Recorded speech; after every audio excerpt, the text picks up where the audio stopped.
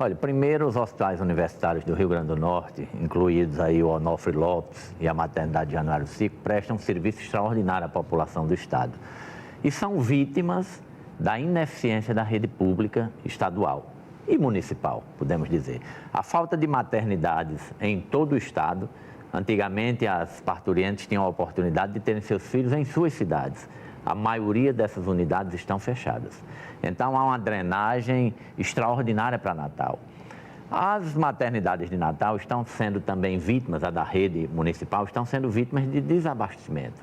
Há uma situação grave de repasses de recursos e de recursos humanos. Há escalas incompletas em várias áreas. Então, isso tem gerado uma superlotação nas unidades federais. Então, você tem a Maternidade Januário Cico sofrendo com isso e desencadeando aí uma série de infecções graves em crianças recém-nascidas, resultado da superlotação do setor. Então, a medida que nós temos é reativar a rede, ou seja, nós temos que fazer a rede municipal de Natal funcionar adequadamente e temos que fazer com que as cidades de interior voltem a ter uma estrutura mínima. A maioria das cidades não tem hoje sequer onde fazer um parto normal. Um outro complicador, eu me recordo de várias reportagens, já tratamos do assunto, é a falta de interesse dos jovens médicos em fazer a pediatria. Por que existe isso? Existe, mas neste caso específico eu enquadraria como uma superlotação do setor, gerando um cuidado precário. Vamos dizer, há uma rotatividade alta. É mais a parte de estrutura física e não a parte estrutural, né? Não é a questão humana. A questão da falta de pediatras, ela repercute no interior. Ou seja, você não tem profissionais suficientes para completar as escalas. Porque antigamente você fazia vamos dizer, um parto normal ou uma cesariana praticamente com um médico. Muitas vezes esse profissional era responsável pela cirurgia e pelos cuidados da criança. Hoje a sociedade não aceita mais isso. É preciso que se forneça todo o cuidado, desde o anestesiologista, ao obstetra, ao pediatra. Então, há realmente uma carência de profissionais que faz com que, no interior, principalmente, as escalas não estejam completas, né? Mas cabe ao governo, cabe às prefeituras fazerem concursos e pagarem adequadamente aos profissionais. Fazendo isso, os profissionais estarão nos locais de trabalho. Doutor Geraldo, sempre se fala, até no linguajar popular, entre os usuários do sistema do SUS, que o Valfredo Gugel é uma bomba relógio prestes a explodir. Parece que nessa semana explodiu. Foi destaque em rede nacional, por meio dos telejornais do Grupo Bandeirantes, uma matéria que mostra o nosso produtor entrou lá com a microcâmera, o que não é necessário, porque qualquer usuário tem acesso às dependências e sabe registrar ali que a situação é degradante para a condição humana, para o trabalho do profissional médico. Eu convido o senhor a assistir essa reportagem para depois a gente comentar e analisar um pouco a questão do Valfredo Gugel. Vamos ver então a reportagem que foi destaque em rede nacional da nossa equipe aqui da Band Natal. Este paciente espera deitado no chão por uma vaga no Hospital Estadual Valfredo Gugel. Com uma microcâmera, o produtor do Jornal da Band registra o drama da falta de médicos e enfermeiros nos corredores lotados. Em uma maca, no meio do tumulto, esta senhora espera 3 dias por uma transferência para outro hospital. Não tem o suporte do hospital? Não, aqui o suporte é minha mão. Esta mulher sofreu uma queimadura. Sem o leito adequado, ela amarrou o próprio braço no corrimão junto à parede para aplicar uma pomada. Vai fazer 3 dias. 3 dias que eu estou aqui nessa situação. E, tipo, eu que fiz isso, ninguém nem vem nem limpar. Eu é que estou limpando, eu que estou passando pomada. Ninguém faz nada pra gente que não. Se a gente não morrer pedindo, implorando. Ontem eu estava com insônia, pedi um remédio para dormir, porque eu estava com dor, não conseguia dormir, mas ninguém trouxe nada. Entre as queixas dos pacientes está a falta de medicamentos. E eu sofrendo dor, nada de remédio. Eu passei 6 dias com o braço doendo. No maior hospital público do Rio Grande do Norte, mais de 160 pacientes estão à espera de cirurgia eletiva de ortopedia, atendimentos médicos diversos e uma vaga de leito em UTI. Inclusive, 3 colegas ortopedistas e 2 vasculares já pediram exoneração devido ao caos que está a saúde aqui no estado. Para piorar a situação, a equipe médica decidiu fechar a UTI cardiológica por falta de condições de trabalho. Há 2 meses, o governo do Rio Grande do Norte decretou estado de calamidade na saúde pública e anunciou investimentos e ações imediatas para amenizar os problemas. Mas de lá para cá, nada mudou.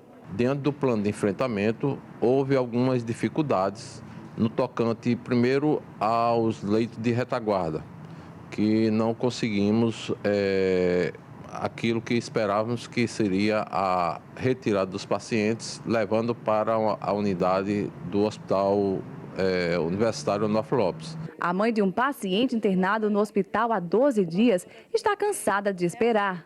Eu fico dia e noite aqui, tenho uma filha em casa, eu fico pensando também na minha filha. Infelizmente, nessa situação que vocês estão vendo aqui.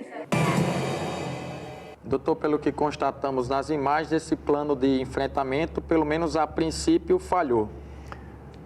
Sem dúvida. E nós não podemos fornecer para este caso do Valfredo Gurgel a mesma ideia simples de superlotação. Não é isso. Muitas vezes se diz que o Valfredo paga, ele é punido pelo que ele oferece à sociedade. Mas nós temos que fazer uma análise um pouco mais complexa. A falta de investimento do governo em novas unidades. E a falta de colocar as unidades estaduais efetivamente para funcionar. Nós temos 23 hospitais estaduais, a maioria deles com escalas incompletas. Por quê? Porque o governo não aposta nos seus funcionários. Ele não tem um plano de cargos e carreira adequado. E quando coloca o profissional, faz um concurso nessas unidades, o profissional se frustra, porque não há abastecimento, não há exames, não há profissionais que auxiliem e o médico fica sem resolutividade. A maior causa de abandono dos médicos do trabalho no interior é a incapacidade de resolver os problemas dos seus pacientes. Então, vindo para a situação do Valfredo Gurgel, nós temos ali um hospital que foi preparado para uma Natal de 30 anos atrás. Então, nós não podemos raciocinar que simplesmente é uma superlotação e que isto está acontecendo agora. Não, há uma falta de planejamento generalizada em sucessivos governos e que neste tem se agravado consideravelmente. Paralelo a isso, nós tivemos um aumento muito grande nos traumas. Nós temos hoje, como uma verdadeira epidemia, os acidentes, né? Seja de trânsito, seja a violência urbana com assassinatos, tiros, facadas, etc. E principalmente os acidentes. E se você vai a um corredor daquele, você vê a situação dos acidentados de moto. Então, a ortopedia, ela superlota realmente o hospital. Mas isso não é uma coisa imprevista. Isso era previsto com o crescimento de Natal. Agora, por parte do governo, há muito baixo investimento. E, pior ainda, pouca prioridade para o setor. Doutor, certa vez eu conversava com o então secretário de Saúde do Estado, doutor Domício Arruda, seu colega de profissão, e ele colocava um projeto que é muito antigo e recorrente quando acontecem essas questões no Valfredo, da construção de um hospital específico de traumas lá no antigo leprosário de Natal. Esse projeto seria uma possibilidade, daria uma estrutura necessária para tentar desafogar o Valfredo e assim como as outras unidades pelo Estado? E qual o custo de um projeto como esse? Quanto é que custa um hospital? Porque o governo não consegue fazer isso. Há necessidade de um novo hospital para Natal, tanto por parte do governo estadual quanto dos candidatos do governo municipal, eles falam muito na construção dessas unidades, né? Isso é importante, porque o planejamento hospitalar para Natal, ele vem de 30 anos, então é preciso reformular. Quando nós estivemos agora numa reunião no Tocantins, o secretário colocou com muita clareza, há um primeiro passo que é recuperar a defasagem de leitos, e a partir daí tem que se planejar para os próximos anos. Então, é muita inocência a gente ouvir, por exemplo, o secretário estadual dizer que por causa de 60 leitos do Onofre Lopes, o plano de emergência do governo não está funcionando. Isso é de um primarismo completo, né? Na verdade, não está funcionando porque o governo não está investindo adequadamente, né? A questão de 60 leitos não vai resolver a situação da saúde pública do Rio Grande do Norte. Isto aí é uma gota d'água no mar de problemas. E enquanto o governo não se dispuser a realmente analisar a problemática com toda a sua complexidade e priorizar o setor e discutir os problemas com as pessoas que fazem e entendem o setor, ele dificilmente vai conseguir sair destes impasses. Situação muito complexa, complicada e a resolutibilidade é de longo prazo, é difícil chegar a um consenso. Doutor, daqui a pouco a gente conversa sobre a questão da crise na ortopedia, o setor que pode deixar aí uma geração de sequelados em todo o estado do Rio Grande do Norte. O Rio Grande do Norte está com o nosso Rio Grande do Norte urgente aqui na Band Natal, nesse feriado de 7 de setembro, tratando de um tema de grande importância, de um assunto que desperta a atenção de toda a sociedade. Eu converso aqui nos estúdios com o doutor Geraldo Ferreira, presidente presidente do Sindicato dos Médicos do Estado, sobre a questão do caos na saúde pública que se intensificou nos últimos dias. Doutor, a gente vinha falando sobre a questão do Valfredo, mas a questão do Dioclésio, como é que anda? O Dioclésio, ele não tem ortopedistas do quadro, não são concursados. É um contrato via cooperativa e este contrato encerrou-se, né? Inclusive com débito de 15 dias e não foi renovado ainda. Ele foi feito emergencialmente para que voltasse o atendimento. Então, o atendimento voltou. No entanto, nós temos na rede privada os 2 grandes hospitais, que é o Médico Cirúrgico e o Hospital Memorial, ainda sem atenderem os pacientes, em razão de atrasos de mais de 90 dias nos seus pagamentos. Então, os pacientes estão ficando represados no Hospital Valfredo Gurgel e sem uma resposta do hospital aos seus traumas. Eles são atendidos de urgência e emergência, mas o tratamento definitivo não é realizado. Doutor, temos aí imagens do Dioclésio, da questão da crise na ortopedia. Temos uma matéria sobre isso que foi exibida aqui no programa ao longo da semana. Vamos ver a matéria, então. Convido o senhor a assistir conosco. Daqui a pouco a gente comenta mais sobre esse assunto. Vamos ver a matéria sobre a greve dos ortopedistas que resultou num impacto muito grande lá no Hospital Dioclésio Marques. O agricultor Lindenberg da Silva teve a perna esmagada por um caminhão. O acidente foi em 2009. A cirurgia para a reconstrução da perna do rapaz, de apenas 22 anos, nunca foi feita. Faltavam nos hospitais médicos e materiais para realizar o procedimento. 3 anos depois, a perna de Lindenberg terá que ser amputada. Talvez se tivesse feito antes, né? Talvez já estivesse andando já. No leito ao lado, Leinaldo Silva teme que o mesmo aconteça com ele. Há um mês, o rapaz espera por uma cirurgia no braço. O procedimento já foi adiado 3 vezes. Essa parte aqui desse movimento aqui eu não tô mexendo mais, estou mexendo só com os dedos. As portas do centro cirúrgico estão fechadas.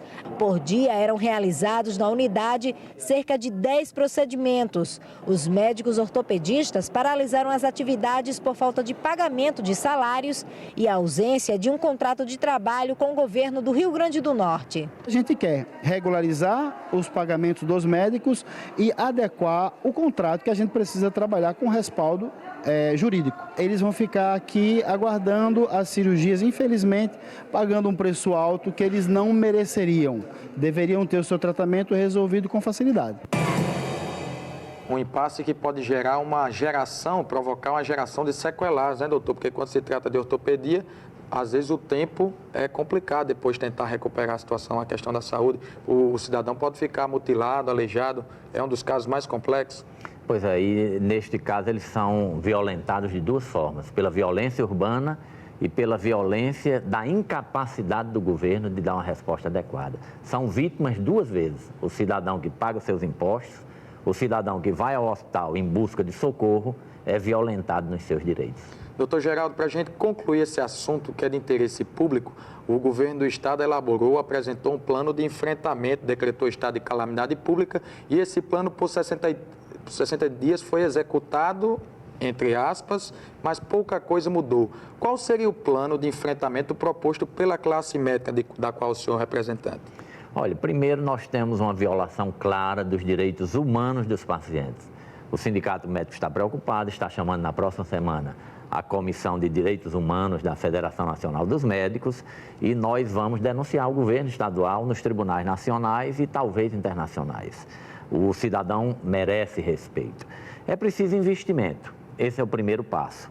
O governo até agora falou, conversou e não abasteceu os hospitais, e não fez concurso, e não chamou os profissionais que estão em filas de concurso para serem chamados, e não ampliou o número de leitos, e não arranjou vagas em UTIs, e não recuperou os equipamentos quebrados.